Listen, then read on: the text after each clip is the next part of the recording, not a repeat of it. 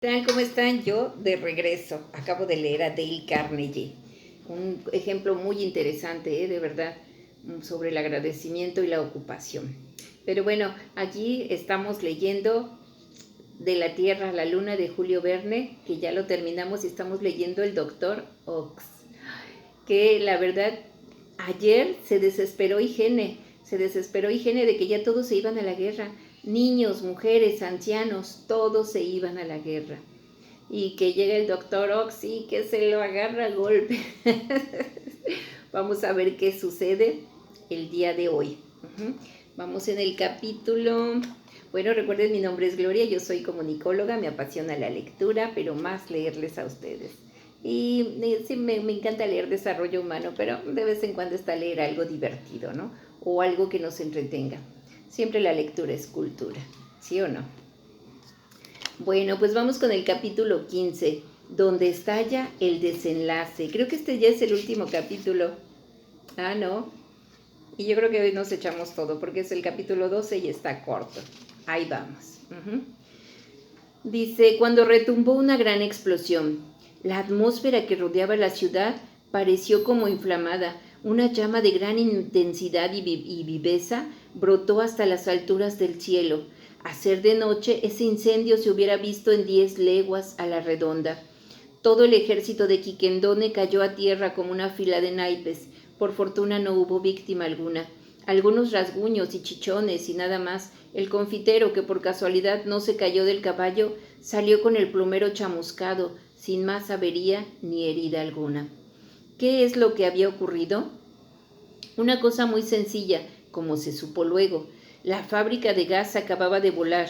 Probablemente se había cometido alguna imprudencia durante la ausencia del doctor y de su ayudante. No se sabe cómo ni por qué. Se había establecido una comunicación entre el depósito de oxígeno y el receptáculo de hidrógeno. De la reunión de ambos gases había resultado una mezcla explosiva que el fuego prendió por descuido. Esto lo trastornó todo, pero cuando el ejército se levantó, el doctor Ox y el preparador Higiene habían desaparecido. Capítulo 16, donde el lector inteligente ve que todo lo había acertado a pesar de las precauciones del autor. Me encanta ese Julio.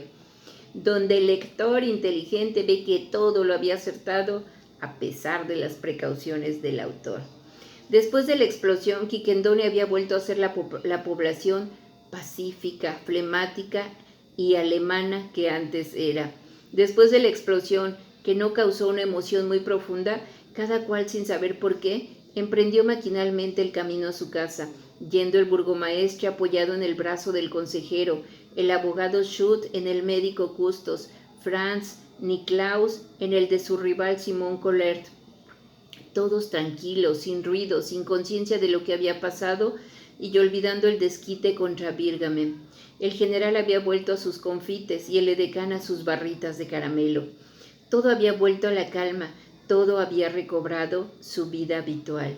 Hombres y animales, bestias y plantas, y hasta la misma torre de la puerta de Aundenarde, que la explosión, esas explosiones son a veces bien extrañas, había enderezado. Y desde entonces no volvió a pronunciarse una palabra más alta que otra, ni hubo más disensiones en la población de Quiquendone, no más política, no más clubs, no más pleitos, no más agentes de orden público. El destino del comisario Pasuf volvió a ser una canonjía. Y si no le rebajaron el sueldo, fue porque el burgomaestre y el consejero no pudieron atreverse a adoptar una resolución. Por otra parte, seguía siendo objeto, sin pensarlo, de los ensueños de la inconsolable Tatanamancia. En cuanto al rival Franz, abandonó generosamente su amada Susel a su prometido, que se apresuró a casarse con ella 5 o 6 años después de estos sucesos. Y en cuanto a la señora de Bantry Case, murió 10 años más tarde, y después de los plazos de ordenanza, el burgomaestre se casó con la señorita Bantry Case, su prima, en excelentes condiciones para la afortunada mortal que debía sucederle. ¿Qué tal? Todo regresó a la normalidad. Tenemos un capítulo 8, de una vez, digo un capítulo 12.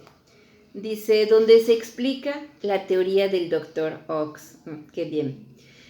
¿Qué es lo que había hecho ese misterioso Dr. Ox? Un experimento caprichoso y nada más. ¿No les recuerda algo eso? Después de haber establecido sus cañerías de gas, había saturado de oxígeno puro, sin mezcla alguna de hidrógeno, los monumentos públicos, luego las casas particulares y por último las calles de Quiquendone. Ese gas carece de olor y de sabor, esparcido en altas dosis por la atmósfera, produce, después de aspirado, perturbaciones muy serias en el organismo. Cuando se vive en un ambiente saturado de oxígeno, se sienten exaltaciones y enardecimiento.